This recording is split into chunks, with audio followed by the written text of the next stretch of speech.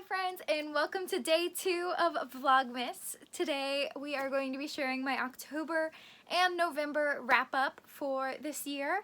But first I wanted to share the Book Gizmo day 2 advent calendar present with you. So I'm a complete goofball. I was supposed to open this first yesterday before I opened the very first package from them. So we're gonna go ahead and open this now. I mean, it literally says open first on it. I'm so silly. Okay, so we got a card that says Season's Greetings. It says, thank you and Merry Christmas. Enjoy these extras as a little gift from me to you, Book Gizmo.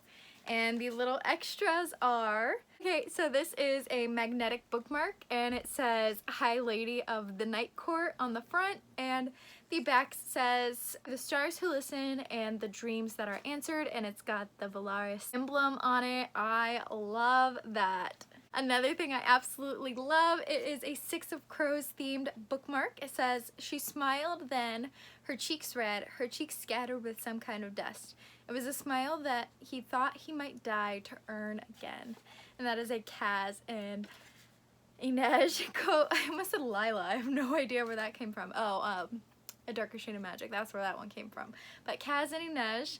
And then on the back, we have Nina and Matthias with the quote, I am grateful you're alive, he said. I am grateful that you're beside me. I am grateful that you're eating. She rested her head on his shoulder. You're better than waffles, Matthias Helvar. A small smile curled the Fjordan's lips. Let's not say things we don't mean, my love.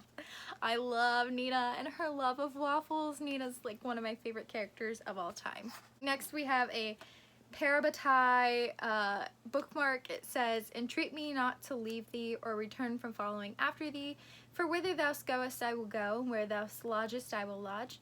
Thy people shall be my people, and thy God my God. Where thou diest will I die, and there will I be buried.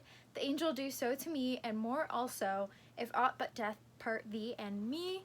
That sounds like a really intense wedding vow, but I'm pretty sure this is Shadowhunters themed. I'm not sure, I've never read any of those books, but Parabatai sounds like a Shadowhunters term.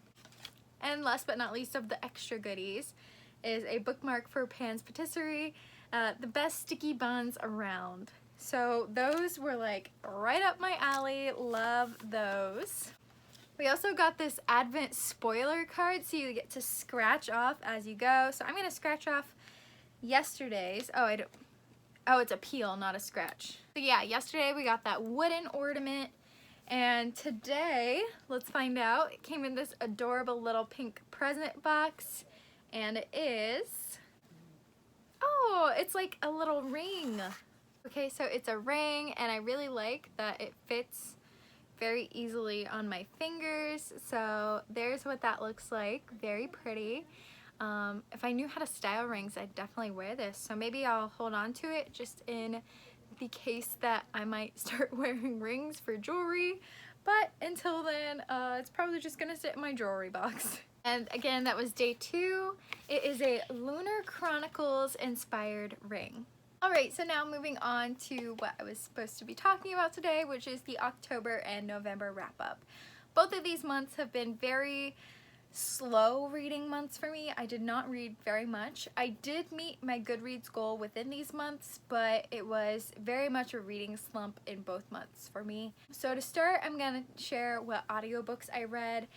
Both in October and November, I've been reading the Aragon series. I have finished Aragon, Eldest, and Brissinger in the months of October and November. I'm currently working on Inheritance, and this is the story of a boy who discovers a dragon egg, and he is tasked with becoming the next dragon rider, who is the only dragon rider left, and he must conquer Galvatorix and reclaim the authority of the Empire and just bring peace back to the Empire, essentially. It's very middle grade. I'm enjoying it, but I probably won't reread it, which is interesting because I only bought the Fae Crate to Sleep in a Stars box for the Aragon dust jackets, so I'm gonna have to figure out if I want to keep those or sell them, just because I don't think I'll ever actually pick up the series again. I think it has those nostalgic factors, and because I didn't read it when I was younger, I'm not as tied to it.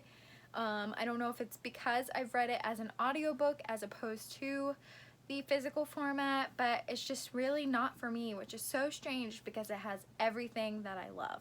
But overall, the series is standing between like a 3.5 to 4 stars for each book.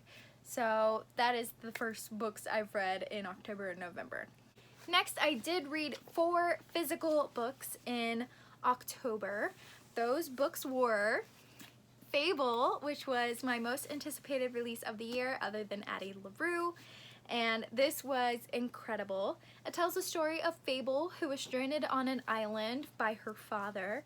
After there was a shipwreck that killed her mother, her father stranded her on this island to discover whether or not she was able to handle the life of being a pirate or like being part of this life that he was part of. So he set her on this island to work her way off and prove herself.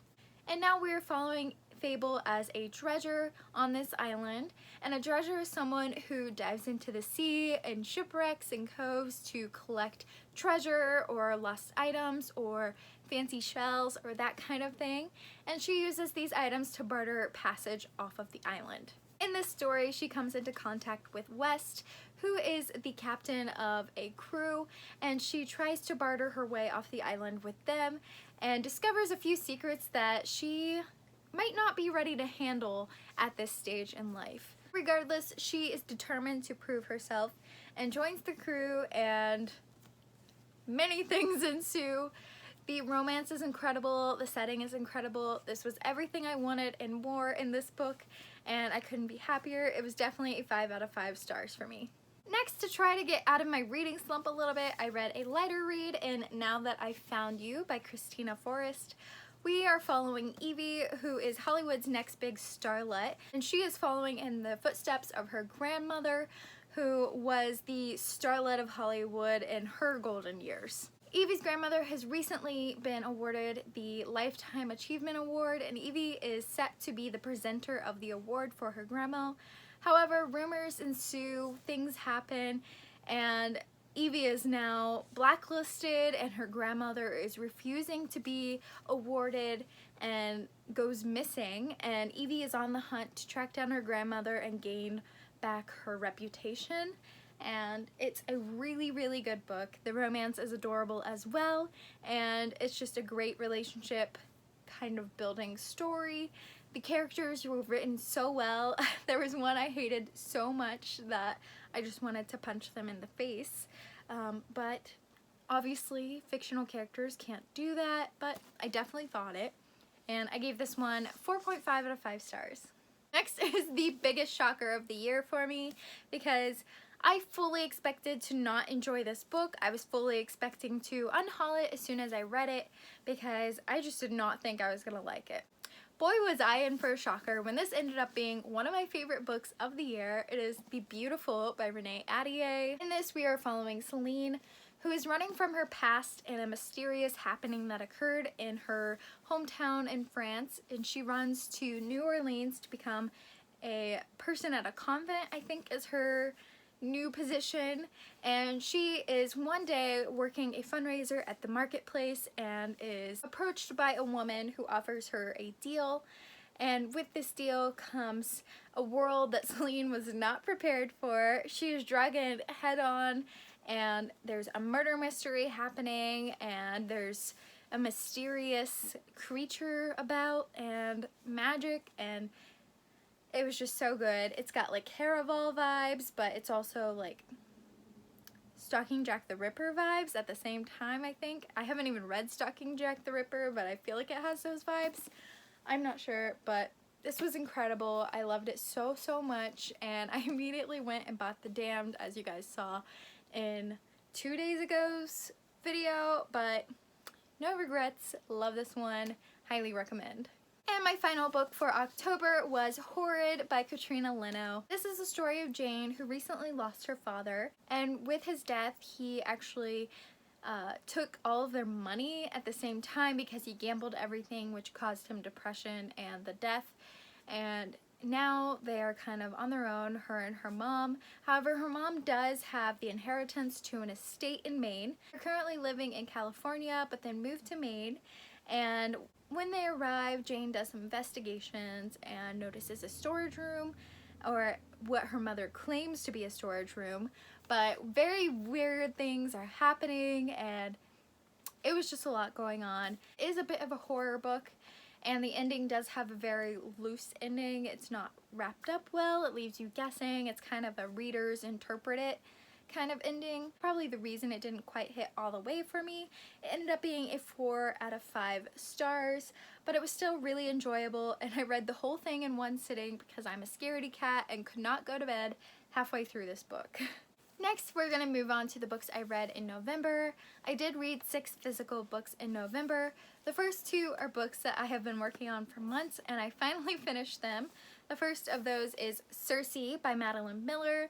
This one is so surprising to me that it took so long because I loved it. I absolutely adored it. I loved every second, and I don't know why it took me so long. The only thing I can think is I wanted to give it the appreciation it deserved, and with my slump I wasn't able to do that with certain books, so I think I was just waiting until I was in the mood for this book to read it, and it did not disappoint. I loved it, loved it, loved it. I love learning more about certain characters that we don't always get the whole story behind. You always hear stories about Zeus and Aphrodite and Hercules and those characters, but Cersei is a little underrated, and I loved hearing her story. Madeline Miller did a fantastic job of telling this story, and it was absolutely 5 out of 5 stars. And speaking of mythology, I also finished Percy Jackson and the Battle of the Labyrinth. This is book 4 out of book 5 in the Percy Jackson and the Olympian series, and this is actually my favorite of the series so far. I love Rachel, I love Percy's development in this, and the characters are so good, action is picking up, and I am really, really enjoying it. Next, I continued the Throne of Glass series by reading Crown of Midnight and Heir of Fire, and let me tell you, the story is totally picking up. I did foresee the ending of Crown of Midnight coming, so that wasn't a huge shocker to me, just because I feel like the whole fandom talking about it just kind of spoils it in the first place, but it is what it is. I still really enjoyed it, and I'm still trying to figure out why Cole was hated at this point, but in Heir of Fire, I'm starting to pick up on why Cole is hated so much. Heir of Fire was incredible, my favorite of the series by far, hands down so far, and the scene in which this book is named after, so the scene with like the fire, that's all I'm gonna say, was so good. I had goosebumps, I was breathing heavy, it was so good. Yeah, that's all I have to say about it. I loved it. Next, and probably my favorite book of the month, was the sequel to Skyward, which is Starsight by Brandon Sanderson. I don't know why I waited so long to pick this one up. I heard a lot of rumors that it wasn't up to the standards of the first book, but I love this one just as much, and highly recommend that if you enjoy Skyward, you should definitely pick it up. It is a bit of a different story at this point, but I think it's still going in a really cool direction. I just really love this series, and I would give you the plot of Skyward, but this one is so different, it's not even worth giving the plot of Skyward. But I highly recommend that if you enjoy YA sci-fi, you should definitely pick this one up. And my last book of November was Cemetery Boys by Aiden Thomas. This tells the story of Yadriel, who is part of a Latinx family, very involved with the Day of the Dead, or Dias de Muertes, I think is what it's called. Forgive me if I'm pronouncing that incorrectly or just saying the wrong words entirely. But Yadriel has the ultimate goal of being a brujo, who is someone who can talk to ghosts and help them pass on to the afterlife. And as a transgender man, he is dealing with some difficulties in his family. His family is not willing to accept him as a brujo.